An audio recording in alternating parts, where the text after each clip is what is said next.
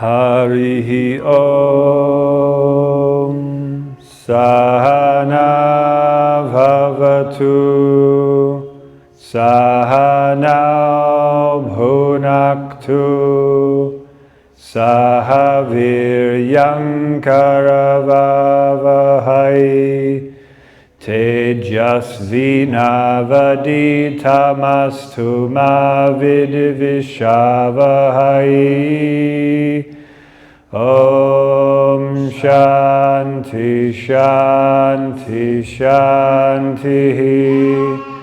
Om Jaya Shri Krishna Caitanya Prabhu Nityananda Shri Advaita Gadadhara Shri Vasari Gaura Bhakta Vrinda Hare Krishna Krishna Krishna Hare Hare Hare Rama Rama Rama Hare Hare.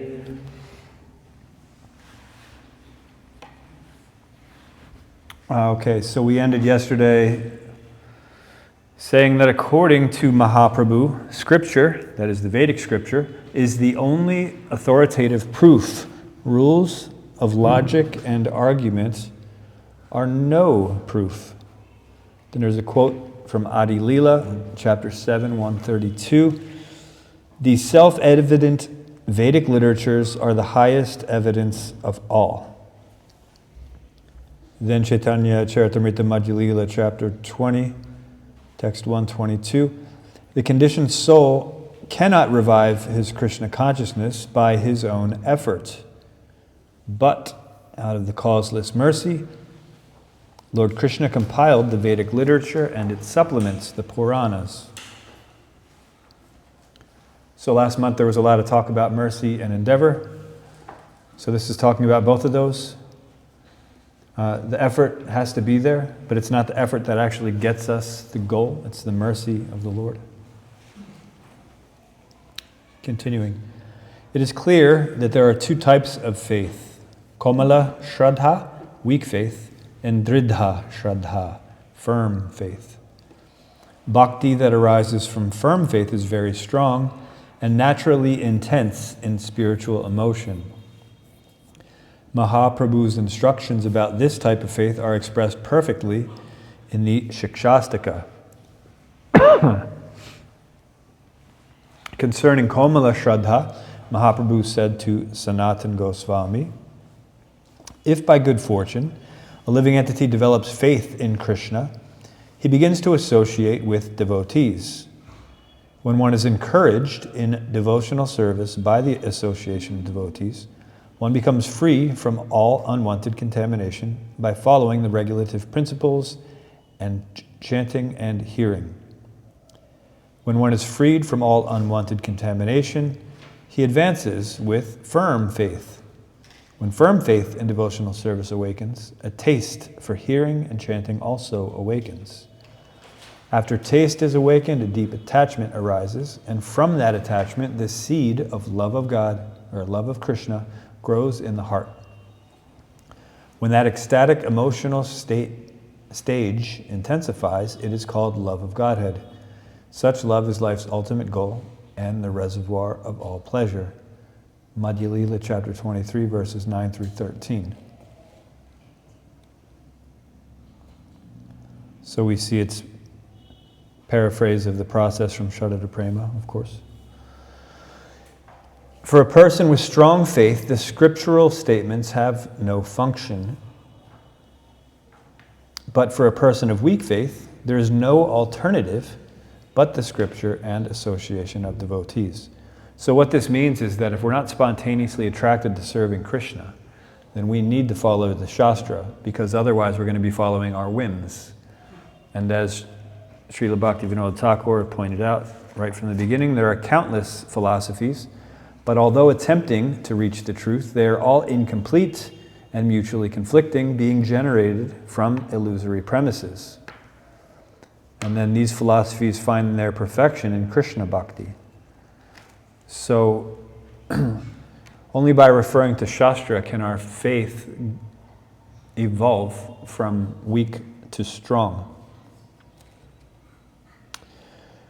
For this class of faithful person, initiation is necessary.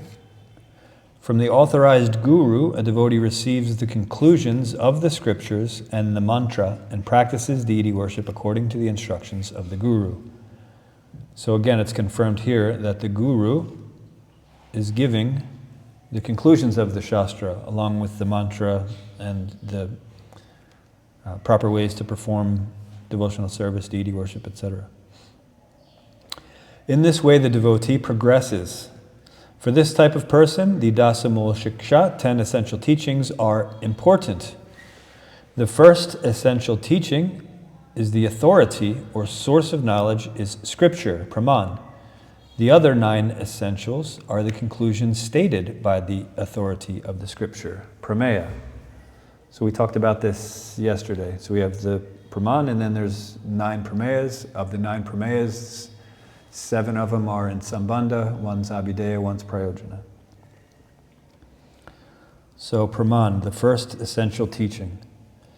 Devotees with firm faith, by chanting the holy name with intrinsic faith, realize spontaneously the 9 essentials stated by the scriptures, by the mercy of the holy name.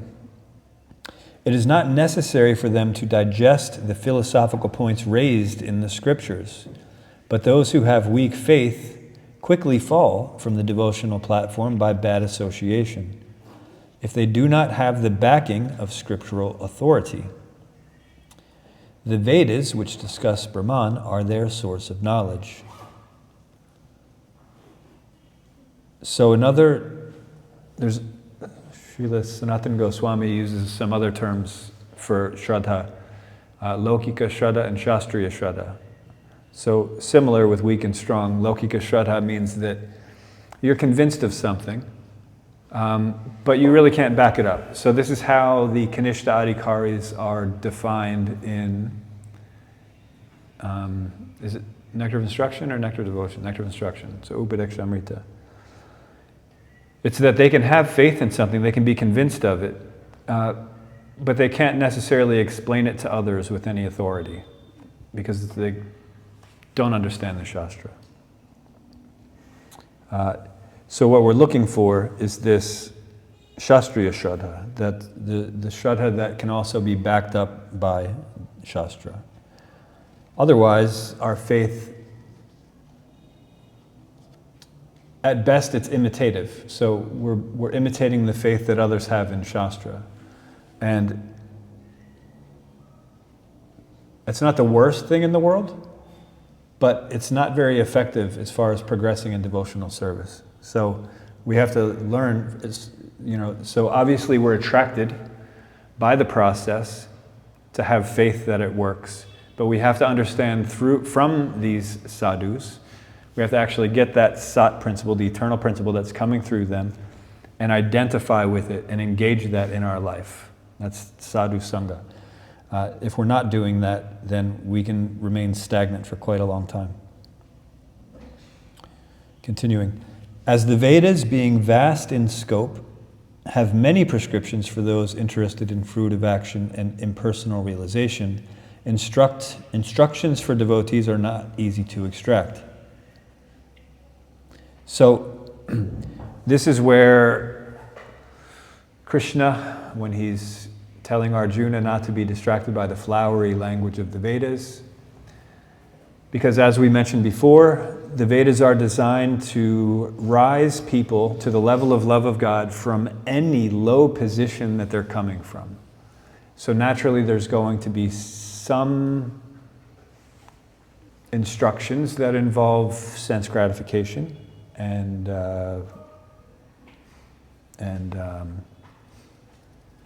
intellectual stimulation.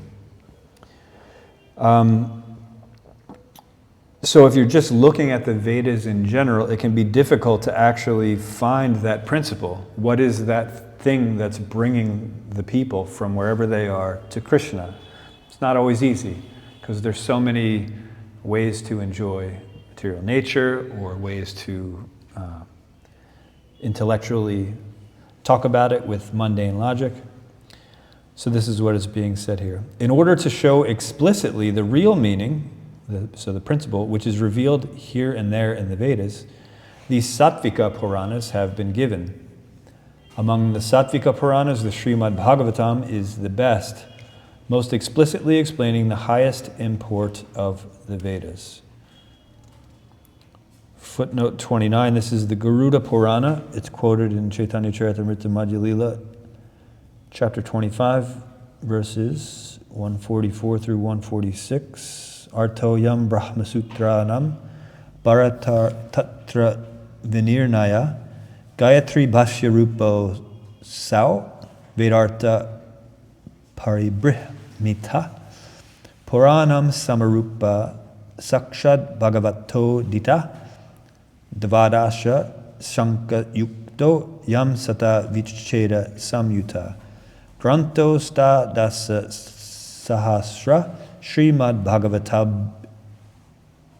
Bhagavatabhidha Sarvavedhitasanam Saram Samudritam Saram Vedanta Saram Hi Srimad Bhagavatam Ishyate Tadrasamrita Triptasya Nanyatra Syad Rati Kavachit. The work which explains the meaning of Mahabharata and the Brahma Sutras is the natural commentary on the Gayatri Mantra and is full of the import of the Vedas. Composed of 18,000 verses, it is called Srimad Bhagavatam. It is the essence of all Vedas, histories, and the Vedanta. Satisfied with the sweet taste of this work, one will have no attraction for anything else. So similar to the way Srila Bhaktivinoda Thakur has been suggesting in the first chapter so far, as soon as we understand the value of devotional service and the complete uselessness of trying to become satisfied in this material world, one should immediately take up this path of bhakti. And so, in a similar way, as soon as we understand that this is our path, this is our process, we shouldn't have interest in anything else aside from Srimad Bhagavatam. It gives us the direct meaning. So, I think at least 2 people, maybe all of us, know the second verse of Srimad Bhagavatam? Hit me with it. Dharma prochita kaitatra paramo nirmat saranam satam vedim vastamatra vastu shivanam tapatrayam mulanam Srimad Bhagavate Mahamanukite Kimva Parivishvara Satyo Vidya Varudyate Atrakribhishu. So Srila Vyasadeva, in his maturity, compiled the Srimad Bhagavatam in order to eliminate all cheating propensities in religion. And we also find out early on in Srimad Bhagavatam that prior to compiling the Srimad Bhagavatam, he felt quite despondent, even though he reached out to all these different varieties of lowly, so-called human beings living animalistic lives, and he taught all them how to engage in proper behavior so that they can gradually come to know Krishna, but still he wasn't completely satisfied. And what did his spiritual master tell him? You're right to be not satisfied because you haven't explicitly mentioned the Right. proportional service in Lord Krishna. And he even called the rest jugupsitam, useless. Means if we actually understand the point, then the other ones are useless. Because there are details that don't pertain to us. Right? There's plenty in there that does pertain to us, but there's a lot that doesn't. So we just stick to the cream of the crop. Continuing. Therefore, Bhagavatam and the Pancharatra scriptures, which confirm the same conclusion, are counted as authoritative knowledge. The Vedic literature's The Vedic literatures give information about the living entity's eternal relationship with Krishna, which is called Sambandha. The living entity's understanding of this relationship and acting accordingly is called Abhideya. Returning home, back to Godhead, is the ultimate goal of life and is called Prayojana. Devotional service or sense activity for the satisfaction of the Lord is called Abhideya because it can develop one's original love of Godhead, which is the goal of life. This goal is the living entity's topmost interest and greatest wealth. Thus one attains the platform of transcendental loving service unto the Lord. That is Caitanya Siksamrita, Madhya Lila, chapter 20, verses 124 and 125. Is it because I slouch? I'm a sloucher. I can't stay there. Sorry. I think Pandava wants you to lower it.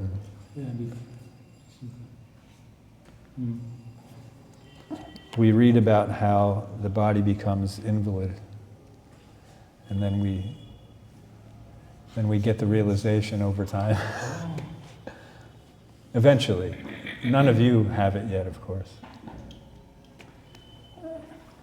So first, so we did Praman. Now we're going through the Prameya. So first, Sambandha.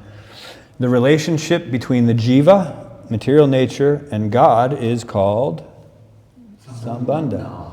Actually, Krishna is one, but he has two energies, material nature and the jiva. By a transformation of the material energy, the material world exists, and by transformation of the jiva shakti, the jivas exist. To again establish your position as the servant of Krishna is called fixing that relationship. In his teachings to Sarvabhauma Bhattacharya, the Lord said, this is Adi Lila 7:139, in his original form of the Supreme Personality of Godhead, in his original form, the Supreme Personality of Godhead is full of transcendental opulences, which are free from the contamination of the material world. It is to be understood that in all Vedic literature, the Supreme Personality of Godhead is the ultimate goal. Then, Madhya 20:124, the Vedic literatures give information about the living entity's eternal relationship with Krishna, which is called Sambandha. In considering the relationship, there are 7 topics. So within Sambandha, these are the 7. The first one is Krishna. The second one is Krishna's energies or Shakti. The third one is Rasa. Then the Jiva in general. Then there's the Jiva in the material realm. Then the Jiva in the liberated state. And finally, Achintya Bheda Bheda. By thoroughly understanding these 7 topics of Scripture, a person obtains Sambandha Jnana. And so those 7 will be covered in the next, I think, 3 chapters. 3, 4, and 5. Yes. Then, so right now he's just giving an overview of what's to come. Then, Abhideya. Yes? So what means to thoroughly understand? Because, I mean, you learn by heart this book and then it looks like you understand. So thoroughly understand means it's not that just that we can assimilate what we've read and repeat it. It's that we act accordingly. That's the Abhideya part, of course, acting accordingly. But if we truly understand Krishna and his energies and the nature of rasa and the jiva in both the material and the conditioned state, did I say liberating conditioned state, and how the Supreme Lord is simultaneously within everything, but he's also outside of everything, he's not attached. We actually understand all of that, we will naturally act in a certain way, right? Otherwise we don't really know it. We know it in theory. So to whatever extent we're actually understanding it and applying it, then you would consider that, like a portion of Sambandha Jnana. Yes? May I ask a question on previous topic? Yeah. When you Uh-huh. You mentioned how Vyasadeva was chastised by Narada Muni Mm-hmm. because he created this whole system of Vedic rituals. Yes? And my question is, we can see that, for example, in time of Srila Prabhupada, when he preached, his preaching in India was not so much successful because people were attached to different ideas from this level of Vedas to rituals and like this. But Western people who didn't know about it, they accepted it more quickly. And my question is, why it wasn't plan of Sri Krishna to send Shankaracharya to revive and to give again after Buddhism Vedic knowledge? To send Sankaracharya. Yes, if in our Kali Yuga it's mostly distract people from pure bhakti, and it's mostly a problem for them, which I don't know what, but I think you understand. Yeah, I get it. So maybe it was better to, for Lord Chaitanya, for example, to come right after Buddhism, and people, because they were not attached to Vedic knowledge, for them was more easy to accept knowledge about pure devotional service. Yes, Why of course. it was, It's a good question. So, we get what we deserve, what we're asking for. And we all have a mixture of material desires, but we also have our own special blend of wanting to be morally correct, right? And so depending on what proportion the desire to enjoy and the desire to be, act according to Dharma, we get sent a spiritual master or a pseudo-spiritual master. And Krishna provides both of those, because that's what we're actually asking for. So if the majority of the people, they like the idea that there's a supreme entity, but they also kind of want to be that supreme entity, then you have Lord Shiva coming down to Shankaracharya as his service to spread this philosophy, right? And so the great part is that the people who are sincere, then they come in contact with Lord Chaitanya's movement. Right? And gradually we can become purified of those tendencies, because as we mentioned before, we are also the Mayavadis. We have those tendencies. And so Lord Chaitanya's movement and Srila Prabhupada's movement helps us to purify those tendencies. But otherwise, we can just say, why doesn't Krishna just keep coming as Lord Chaitanya? Because we don't deserve him. We didn't deserve him this time either, really. He's quite merciful that at least, how often is it? Once in a day in Brahma. Just once in a day of Brahma. And then isn't it even more, does he always come right after Krishna, or is it even more rare? same. It's the same. Oh, so it's, okay. Well, that's nice. So, super rare.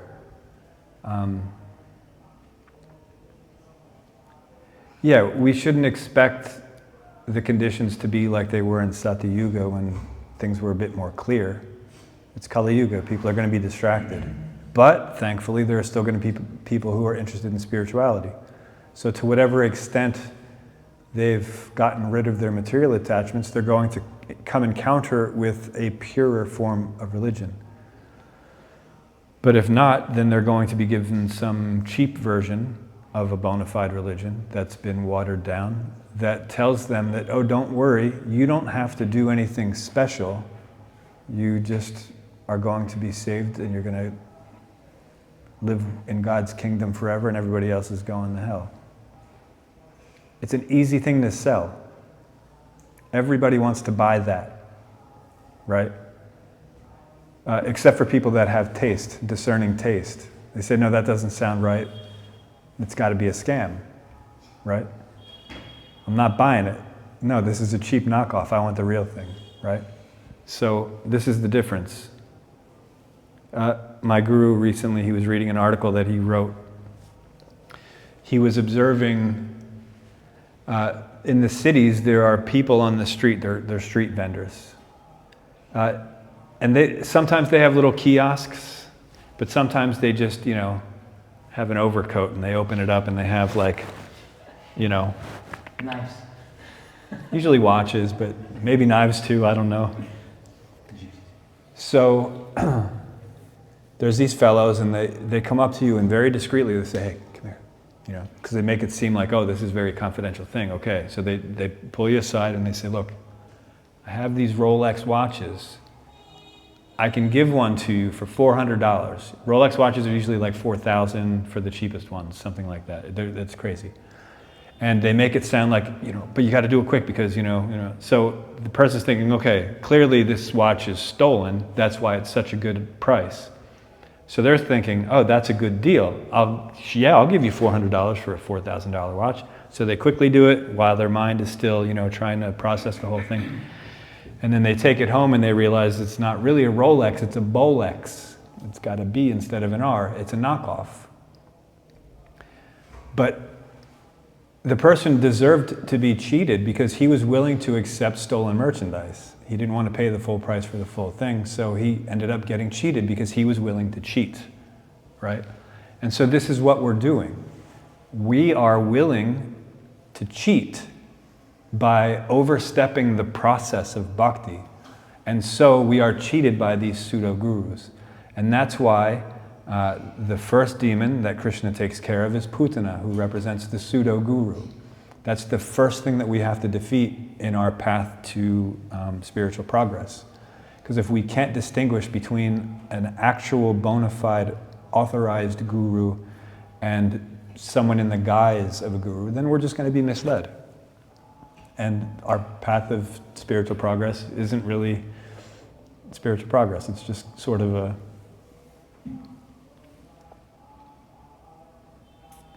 a detour, right? So that's why there's so many, and even, dare I say, even within the association of devotees, there are so many different philosophies that are veering off of what Srila Prabhupada established. And we have to be very aware of those, and we have to be very careful not to become distracted by those. There's a lot of people doing it. So it's easy to just say, oh, well, it's acceptable. This is what people are doing now. We're just being practical, right? But if we know it to be a veer off of Srila Prabhupada's mission, then we avoid taking that exit, right? That's why it's important to understand Shastra. Because not only do each of us has the tendency to spin the philosophy according to our material conditioning, but so does everyone else, the general public. So if a whole bunch of people agree that we should spin the philosophy this way, and we just start hanging out together, that becomes the new normal. We think we're doing the right thing, but we're not. It makes sense, it feels right? But we won't make spiritual advancement. And we see this. If we're observant, we can see this. Does that answer the question? Yes, thank you. But I got a new question. Okay. On the basis of your answer. Okay. I just tried to discuss it maybe 2 months ago with my students, and I want to understand was my opinion right? Authorized, yeah.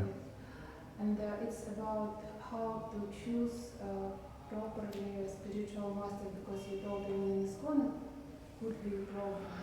And as I see, it's nice, according to Shastras, if Guru on the level of Sadhana Bhakta, like on the Ruchi level, or Bhava Bhakta, it's better. Also, he can be Kanishka, it's okay, little bit, but if you don't get another choice.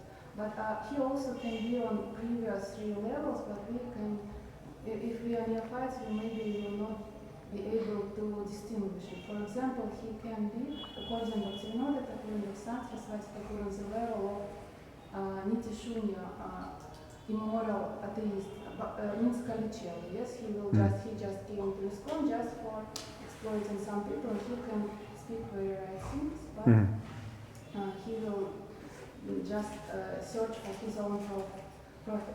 Then he can be on the next level, like Nirishvaranaitika means moral atheist, and he will just speak about how to do some social programs, how ISKCON should be socially accepted by external society, and how we should follow Prosaic traditions for impressing governments like this. And third point, he can be on the level of Seshvaranaitika, means he can propagate karma and dhyana, like philosophy. For example, you can serve to Krishna for getting some benefits, it's okay, and firstly you should fulfill of your material duties, and when you will do it and you will feel like you will be pleased, then you can start to practice pure devotion, not pure devotion, like chanting and other process of sadhana bhakti. Means he can propagate other things, and people maybe will not distinguish. And my question was, which type of these three non-authorized gurus will be more dangerous for ISKCON, like for organization? Which one's the least unauthorized, basically, right? No, I mean these three types who are not on the level of sadhana bhakti. Yeah. They will propagate some deviations. Yeah. So, without answering the question directly, because I want to just answer it with the principle. So, the guru-disciple relationship is a relationship. As we surrender to Krishna, he rewards us accordingly. So, if we want to be cheated, even within ISKCON, we will be attracted to someone who's going to cheat us, or we will misunderstand someone who's not trying to cheat us, but we'll misunderstand it in a cheating way. In other words, we're going to be cheated. If we're sincere, even if someone's trying to cheat us, we can actually understand and see through it.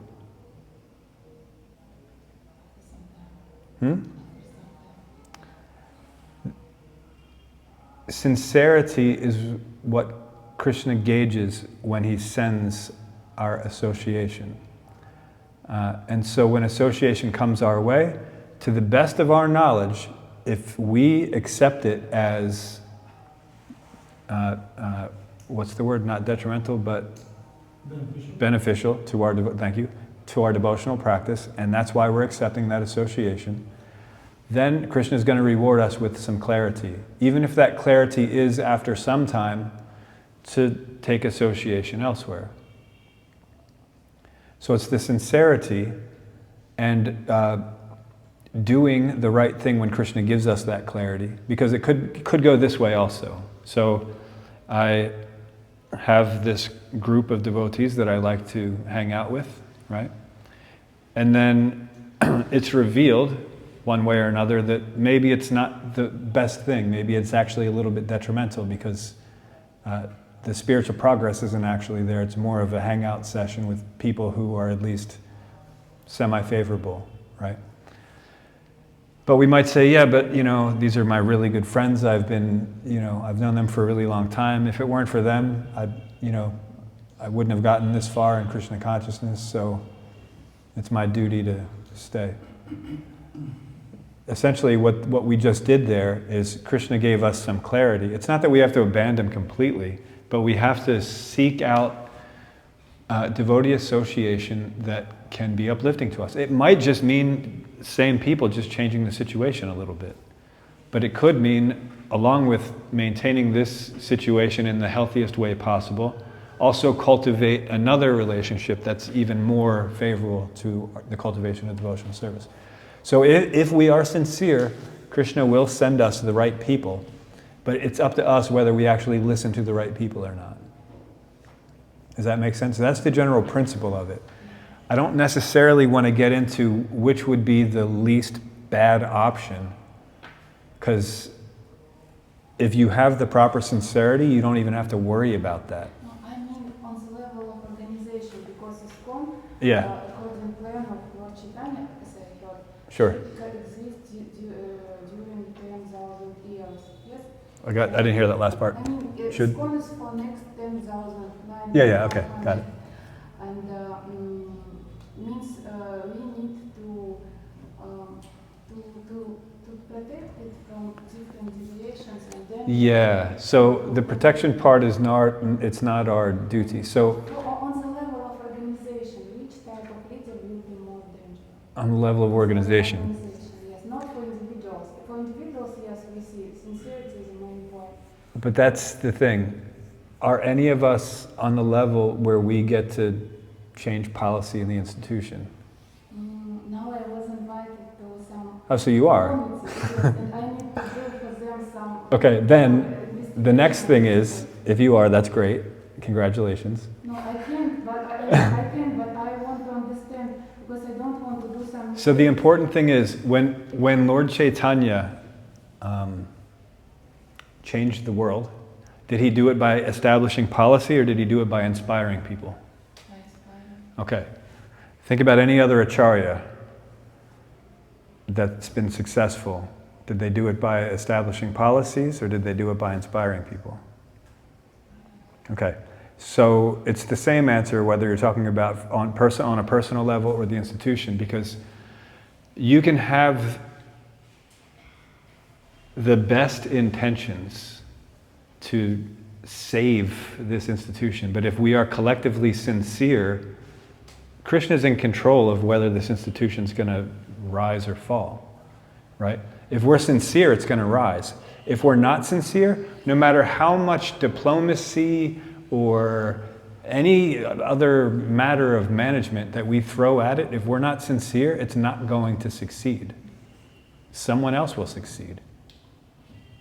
Yes, I agree, but recently I gave a course on history of ISKCON Yeah. for devotees, and we start from beginning to our time, Yeah. and we see that ISKCON, according to last statistic, the ex-organization who has Institute of Spiritual Master is most problematic among all of them, because in our organization we have at least one fall down in year. Yeah. It's quite more than in other organizations. It means it's like a social problem, and it's why it's not problem for maybe for organization, but it's problem for beginners, because people, they can lose their faith and they will feel that they will achieve it and they can be disappointed and distracted for at least one life. It's a very bad thing.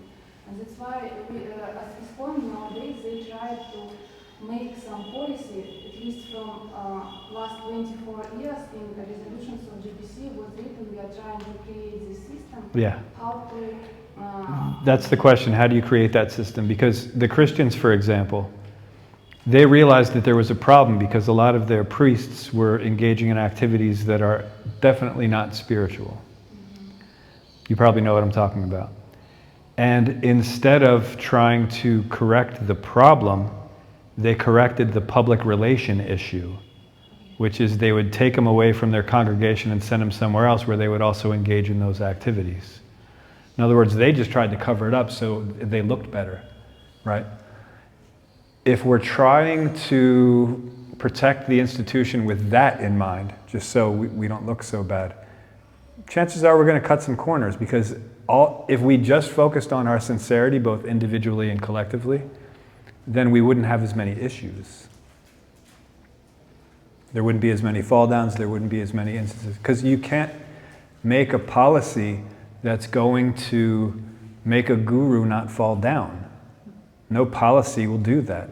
Inspiration will do that. A proper application of the philosophy will do that. But what are you going to do? What can you possibly do that's not going to make someone who's going to fall down, fall down? Yeah, the Nana Swami and Bhaktivinoda Swami, they make a big research on this topic, how this institute was protected in traditional Vaishnava system, and what we should improve in ISKCON, what we should take for protecting this institute. They make big research and make lectures. What are their ideas? There are different main points. It's very long. Bhaktivinoda Swami Maharaj gave 27 lectures on this. 27 lectures on it. 24, 27. And I guarantee, knowing Bhaktivinoda Swami fairly well, that he was just quoting a whole lot of Shastra in an attempt to inspire people to be more sincere. Is that about right? Yeah. But I think, for example, we can see in Christianity, they also tried to create some institutes in the 4th century when they discovered that the spiritual masters, the leaders, spiritual leaders, they can't follow to the process, and they started to create system. They told that not spiritual leader, but Jesus Christ will save you, and they created, and they said that His only mercy is what can save you. It was in Nicaea. Yeah. And I see that after our period of zonal acharyas, we, by the mercy of your spiritual master, made same thing. We started to be around Srila Prabhupada, protection, yes. But then in Christianity, they created to deviate another, to go to another problem, because they say, okay, the gurus, the leaders, they don't have any responsibility, only Jesus Christ can save you, we are just like, we are like the priests, yes? And then other problem about irresponsibility of spiritual leaders and followers rising, and from this time, exactly from this time, secularization of Christianity began. Yeah, yeah. So it's a matter of overcorrection. When you see that there's a problem and you come up with a solution, you make sure that the solution's not going to cause a different problem. So when you're flying, has anyone flown an airplane? Wow. Yeah. You have? Yeah? You've flown an airplane? No, not in an airplane, like actually flew the airplane. Oh, okay. Have you? No. But there's this thing, I played a video game one time where you're flying an airplane. Okay. I have. So we have flown. So I have, no. But there's this thing when you're a pilot called overcorrect. So when you're going to land, you have to be level with the horizon. Otherwise, you're going to crash, right? And so if you're coming in like this, you have to move your stick, and then you start coming up, and before you actually get to that level, you stop, because the plane's going to continue. If you wait until you're level, and then you bring the stick to center, what you call overcorrect, right? So you just cause a problem on this side instead of that side, and you still crash. So in your example, we had the zonal acharya system, and then it became clear that no, the spiritual masters, they are a transparent medium, just like Srila Prabhupada is our transparent medium to Krishna. These spiritual masters are the transparent medium to Srila Prabhupada, who started our movement that we belong to. So it's not that we overcorrect and say, okay, so the spiritual masters really aren't that important. They're just basically our stepping stone to Srila Prabhupada. We don't do that because that's overcorrecting. We have to understand that the power of each of our spiritual masters is in their sincerity in following Srila Prabhupada, right? If it weren't for them, we wouldn't have that mercy. But that's the mercy that we're accepting. We have to understand both of those. Because if we're just looking at, oh, it's all Srila Prabhupada and this is just an incidental person who happens to be, who happened to live in my area or something like that, then we don't understand the full relationship.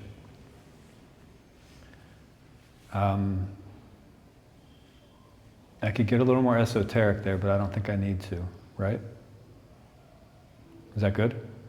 Yes, I heard this point from, I read this point from article of your Guru Maharaj. Ah, Jai. It was Pillars of Success. Yes. Yes, so we have to understand Srila Prabhupada's very unique position in our movement, and we also have to understand and appreciate the mercy of our spiritual masters individually. And we also have to understand, as Sri Caitanya Siksamrita points out, that Gurau, there are two spiritual masters. There's your initiating spiritual master, and then there are several instructing spiritual masters. And anyone who is bringing us in that direction to actually understanding our relationship with Krishna and teaching us how to act accordingly is a spiritual master. If we understand that principle, that spiritual master means the one that's bringing us closer to understanding our relationship, engaging it accordingly, and meeting the ultimate goal, then we're in good shape.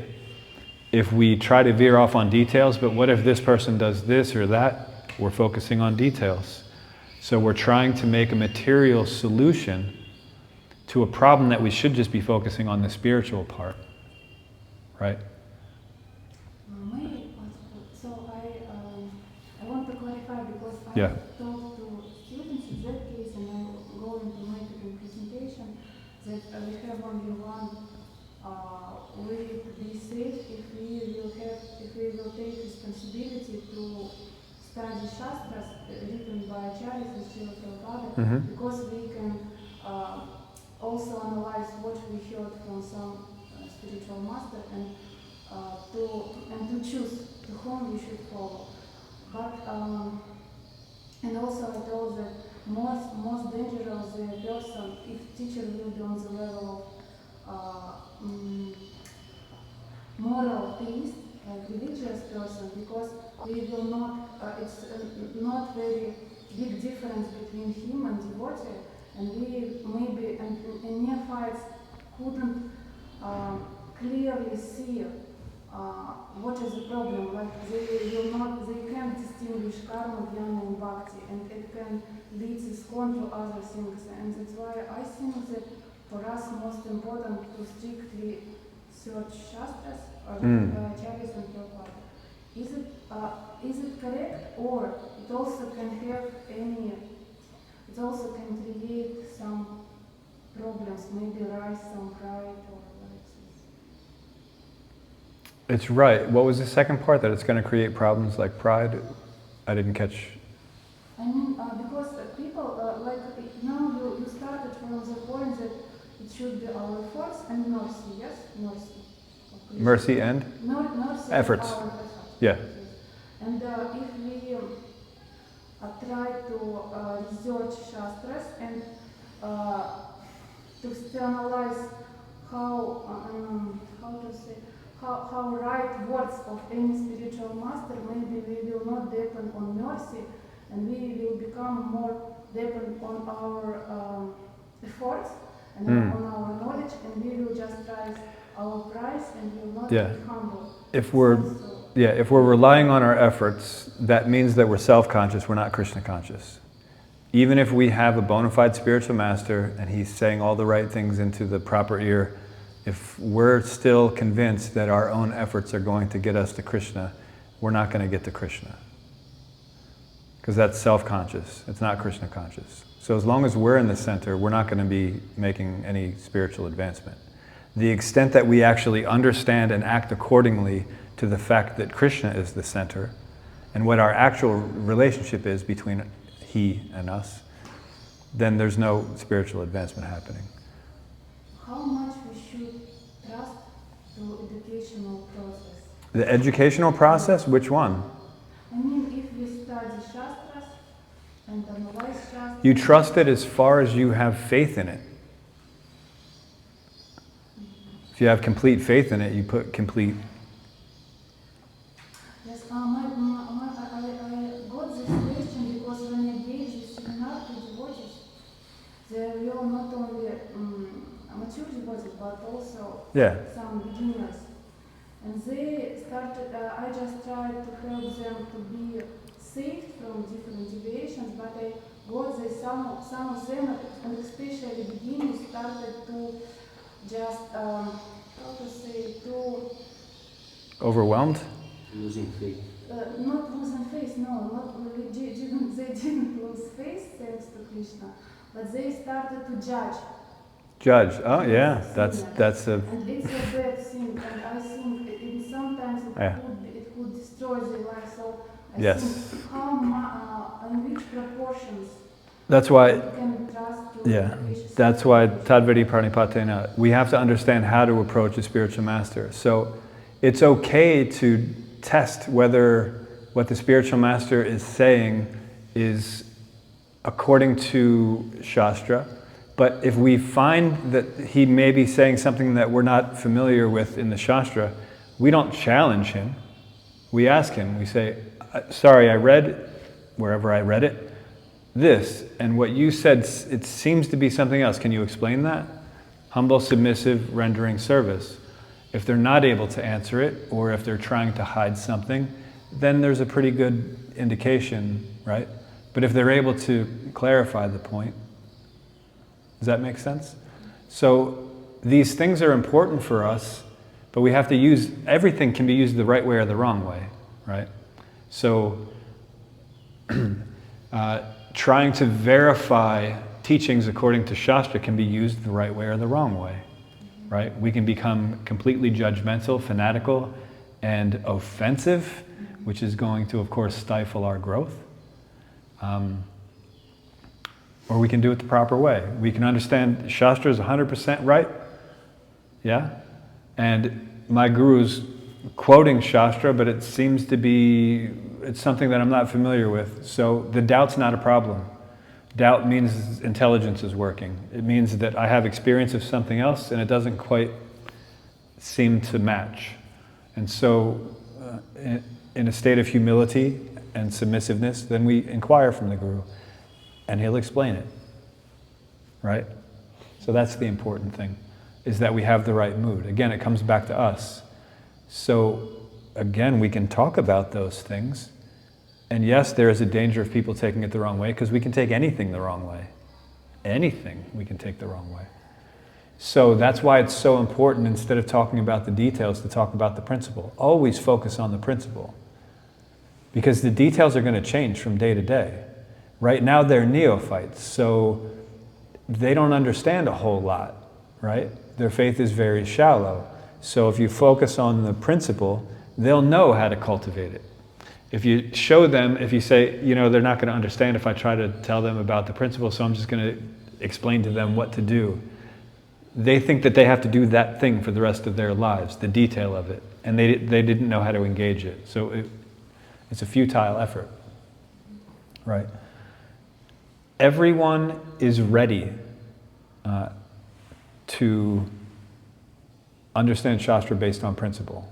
It's not that, oh, in this situation, we have to focus on details. Nope, never. Always the principle. Because if we're focusing on the details, we're not even discussing Shastra, as Lord Caitanya pointed out to Sarvabhauma Bhattacharya. We could be quoting Shastra left and right, but if we're not actually focused on the principle of Shastra that helps us determine who we are, who Krishna is, what the relationship is, what's the process to get to the ultimate goal, then we're not discussing Shastra. Quoting? Sure, that's what we're doing, but we're not discussing it. So, in all of those situations, always break it down to the principle and let people know that there's ways to misuse all of this. And we have to be careful not to misuse it, because if we do, it's a very precarious situation. Right? Is that good? Okay. Something more? Okay. So, Abhideya. By arrangement of sound is created a composition. The potency by which the meaning of sound is grasped is called abhidha, potency of the sound, or the connotative power of sound. By using the word 10 with the word elephants, we can understand a certain number of elephants. The direct meaning is called abhideya. There is another potency of words called lakshana. In the phrase, cowherds on the Ganga, since cowherds cannot stand on the surface of the Ganga's water, by Lakshana Shakti, we understand that the cowherds are on the bank of the Ganga. Where it is necessary to use Lakshana Shakti, the Abhidha Shakti does not operate. Where the direct meaning can be used, only the Abhidha Shakti functions, right? So, Lakshana is only used when there's no other option. The men are on the Ganga. They're not on the Ganga, they're on the bank, or maybe they're in a boat, but they're not on literally the Ganga, so that's when you can use that. What people tend to try to do is they hear something direct from Shastra, and they try to make a different meaning based on what they want to think. They want to use Lakshana, but it's not where it should be applied, right? And so that's what's being pointed out.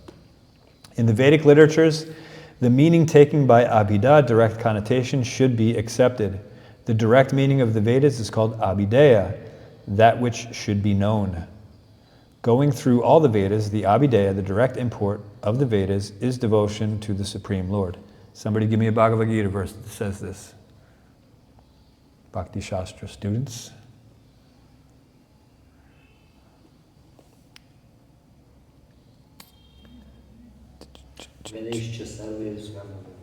Jai, thank you. Of all the Vedas I am to be known, the direct import of the Vedas is devotion to the Supreme Lord.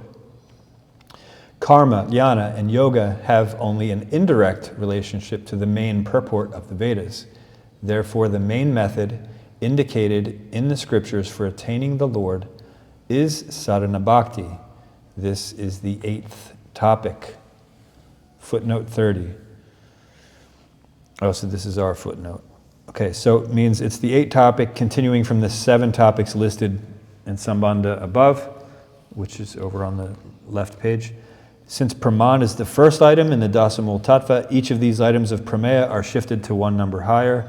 So in the Dasamul Tattva, the 7 topics listed above are items 2 through 8. Abhideya is item 9, and Prayojana is item 10. So, but it's called the 8th topic here because it's the 8th Prameya. Okay, anything on Abhideya? Okay, we can finish this section. Prayojana. The means or method is directed toward a certain goal. So the Abhideya is supposed to be directed toward a certain goal. This goal is called Prayojana. Krishna Prema, the perfection of the jiva, is the goal of bhakti, and the 9th topic discussed in the Vedas. In teaching, Sanatana Goswami, Mahaprabhu said, I have described one's relation with Krishna, Sambandha Tattva, in various ways. This is the subject matter of all the Vedas. Of all the Vedas, Krishna is to be known. Krishna is the center of all activities. Now I shall speak about the characteristics of devotional service, Abhideya Lakshana, by which one can attain the shelter of Krishna and his loving transcendental service, Krishna Prema Dhana Prayojana. Madhya Lila, chapter 22, verses 3 and 4. In this way, Mahaprabhu taught Jaiva Dharma, the constitutional nature of the soul, composed of Sambandha, Abhideya, and Prayojana. Footnote 31. The 3rd, 4th, and 5th parts of this chapter 1 of this book, discuss the 7 topics of Sambandha, which are listed over on that previous page. The 6th part of the 1st chapter discusses Abhideya, or Bhakti, and the 7th part of chapter 1 discusses Prayojana, Krishna Prema.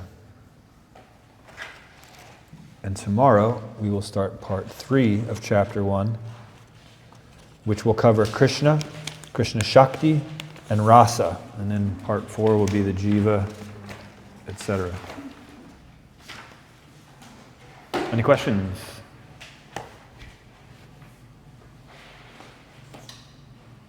No.